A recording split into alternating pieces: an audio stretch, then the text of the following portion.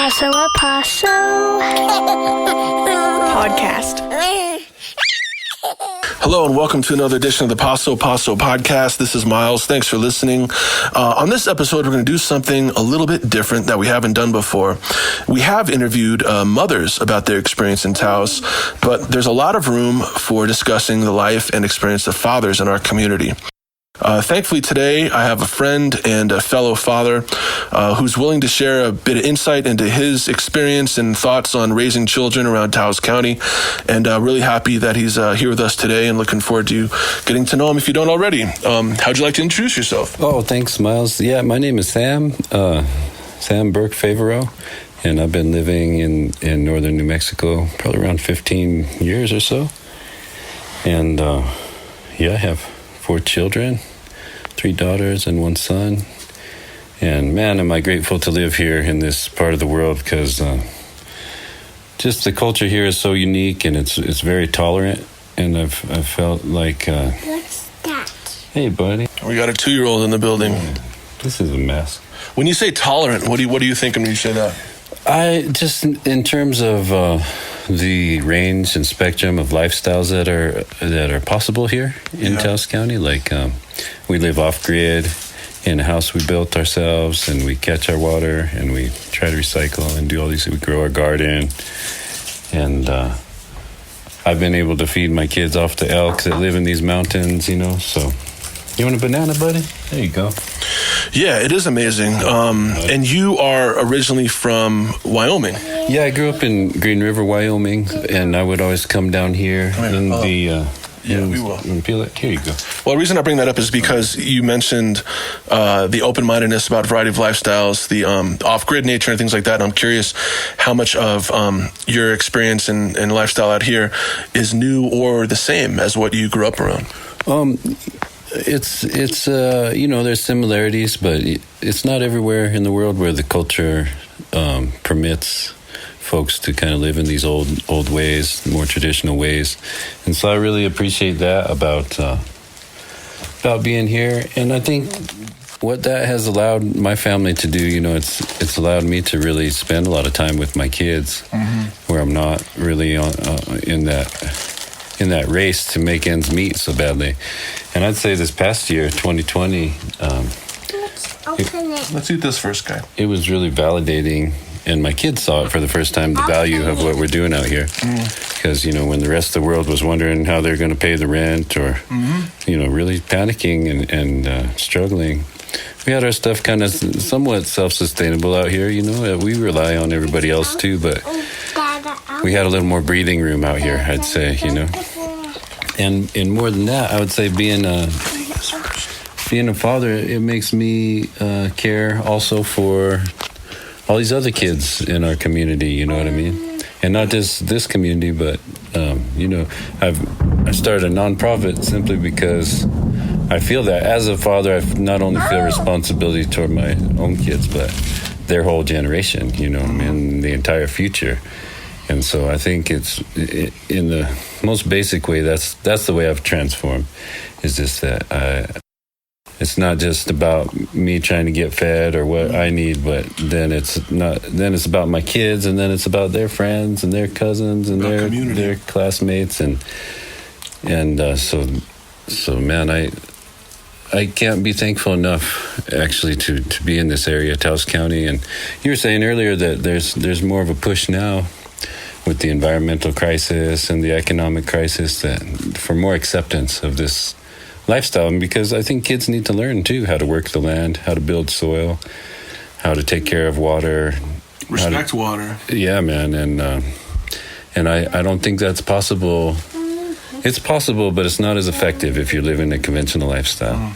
When they're raised up out here, it impresses it upon them the importance of it. It's experiential learning. Yeah. They really see it. It's not just water that magically comes out of one hole and goes down another. Yeah. It's hard to measure. And then they have that relationship with the land, and they have the conscientiousness. Like, by us living simply, we've been able to have some resources then to send to other places where people are, especially after the coronavirus, man, we we have friends all throughout the world, and people were suffering, and we were able to send some money here and there. And through our nonprofit, Unity Through Arts and Culture, we're trying to address whatever environmental or social needs need to be addressed. Let's real quick. You've talked about a lot of things so far. Yeah. Let's just take a step back because people aren't as familiar with your world, which is very broad. Yeah. And just to rephrase, like you've talked about already, being a father, the ways in which Taos is different from your upbringing in Wyoming, the benefits and educational aspect of raising kids in an off-grid situation, the fact that you started UTAC, or Unity Through Arts and Culture, is that what it's called? Yeah. Which is a nonprofit that helps people now around the world in various ways. Yeah. I would like to bring it back to Taos in a minute, but real quick, can you tell us more about UTAC and what are some things you're already doing and what you'd like to do with that organization? Well, so the name of the organization is Unity Through Arts and Culture, and basically it's utilizing any kind of cultural expression, artistic expression to raise awareness and raise money for social and environmental needs. And so locally, one thing that we've done, we did a musical instrument drive, and people in the community donated over 24 instruments, and we placed those with kids in the community so they could have something to do during lockdown. And so that's the type of thing we're doing locally. We're looking at getting some grants for permacultural projects, and then abroad we've been working with people in West Africa, Senegal, the Ivory Coast. We've been working with Gypsy and indigenous communities in Brazil. We're working with church groups in Haiti. We were collaborating with a lot of folks worldwide, and that's just to say none of that would have been possible, I don't think, unless I was living this kind of simple lifestyle, you know? Yeah. And so I really I'm really proud of the culture that exists here in northern New Mexico, because it's based on indigenous culture, it's based on Hispanic culture, and so that's what I mean by tolerance, is that if you try to go build a mud hut somewhere else, they might shut you down. It might not be possible. But here, it's a part of the history. It's part of the history, and it's a part of the present, and people still recognize the intelligence of it. Absolutely. Thanks for all of that. With respect to things, that this isn't like an early childhood podcast, and you're a father. How do you think raising children in this region is different than other regions, or what's good and hard, or good and easier about raising children in Taos County, from your perspective as a father? Yeah, well, as a father, I know that there is somewhat of a people worry about New Mexico being at the bottom of the list for education, down there with Mississippi and Louisiana in terms of statistics. And child well-being and all that kind all of those stuff. kind of statistics. But I would have to say that my own personal experience has been that the education is there if you want it. These mountains that we live in are all the education anyone would ever need, when you really get out there, and that's kind of where I come from, is nature is the master and we're the students.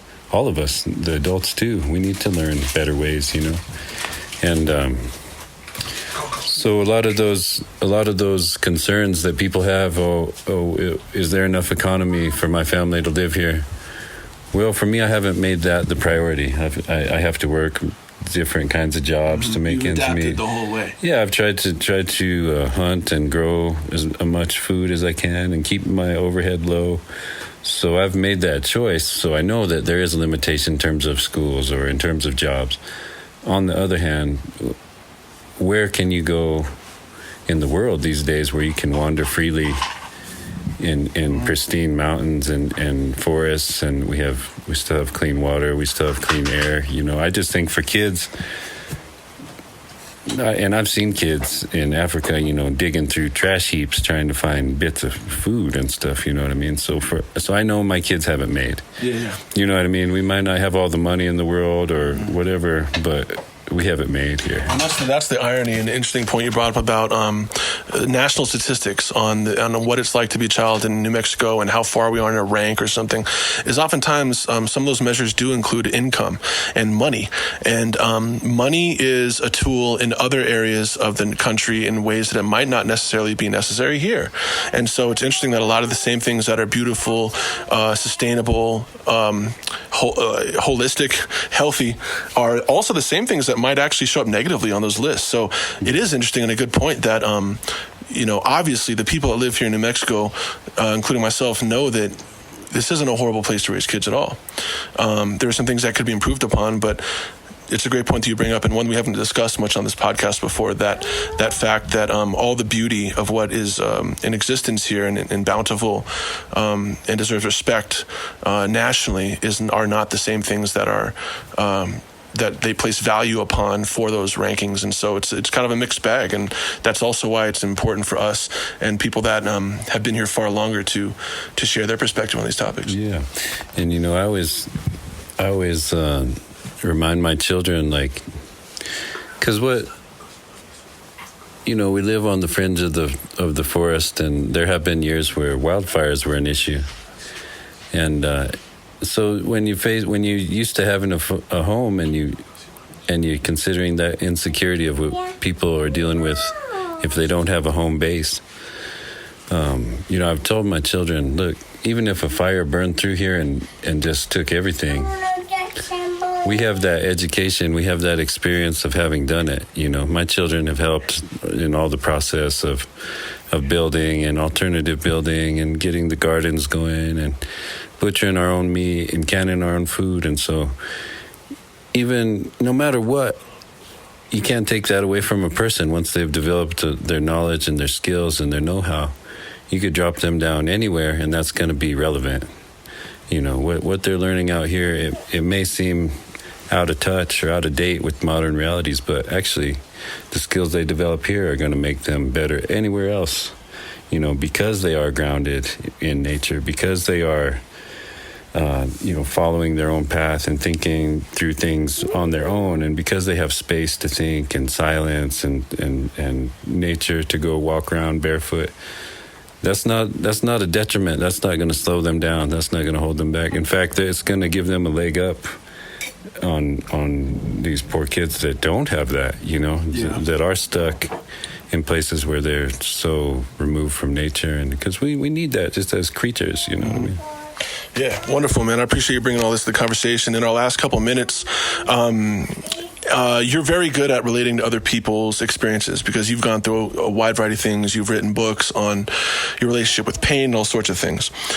Just in the last couple of minutes for the people listening on KNC or on the podcast, any words of kinship, or things for people out there in the community from where you stand and what you're seeing, just because I'm hoping that these conversations also can be supportive to people that are listening, as they already have been. Well, I know that when I had kids, it really made me up my game. I had to start thinking out of the box. I had to start considering options that I never considered before. Give us an example. Before I had kids, I was pretty content just to go work for somebody else and have a little spending money. But then once I had kids and I wanted to have time with them, then I had more incentive to work for myself and to kind of, have some control over my own destiny and how I spend my time and how I make my money.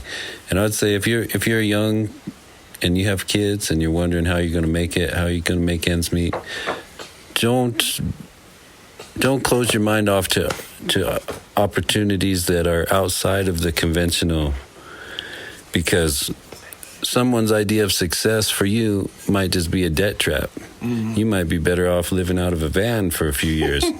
No, really, you know what I mean? And we have those kind of cultural biases that we're still bumping into. And I would just say, if you're young, you have young kids, there are a lot of options, and it's not necessarily that your kids are going to suffer if you don't do the status quo. It might be that your kids do better if you can get outside of that status quo, find a community where that's not frowned upon, where that's encouraged, for you to be trying your own things and creating your own things. And really this life, there's so many possibilities, and too often we just limit our own thinking about what's possible, It's like, in order to do this or that, I got to take this loan or sign this paper or whatever, have this kind of car. It's not really necessarily the case. It's just you have to allow yourself the emotional freedom to think outside the box and not be swayed by other people's opinions or whatever. I think that's what keeps people from trying different stuff more than anything. It's just, what do other people think of this? Yeah, how would other people judge it? And at the end of the day, sometimes you're going to benefit from trying those things that not everyone's trying, So I tell my kids that, and I tell adults that, and I try to tell myself that, is just keep an open mind, keep a beginner's mind, look for opportunities. If you start feeling like there's no options, it's because you're not allowing yourself to think broadly enough about what's really available to you. Because I'll pick you up. like I say, I've seen people in Africa suffering so hard, and they still find ways to be creative and make a living and keep flowing and raise their kids, So I just encourage people, hey, if you have the courage and you have young kids and you've taken on that responsibility, have fun with it, Think outside the box, try new things, and also, there's community here if you need help, because it doesn't get done alone by yourself, No one does anything great by themselves. And I think raising children is one of the greatest things that you can accomplish, but don't expect to do it alone either, Reach out for that help if you need it. Thank you, man. Thanks so much for sharing all that and your perspective and wisdom with us. If folks want to stay in touch with you or learn more about you, just reach out to unitythroughartsandculture.org, and you can send us an email there on the website, and I'll receive that and respond to you. Thanks again, Sam. Love you, bro. Love you too, bro. Thanks for sharing your insight. And to anybody else listening, we'd love to hear from more community members, parents, extended family, kids. Reach out, pasotaos@gmail.com or pasotaos.org. Just go to the contact page. Paso a Paso. Podcast.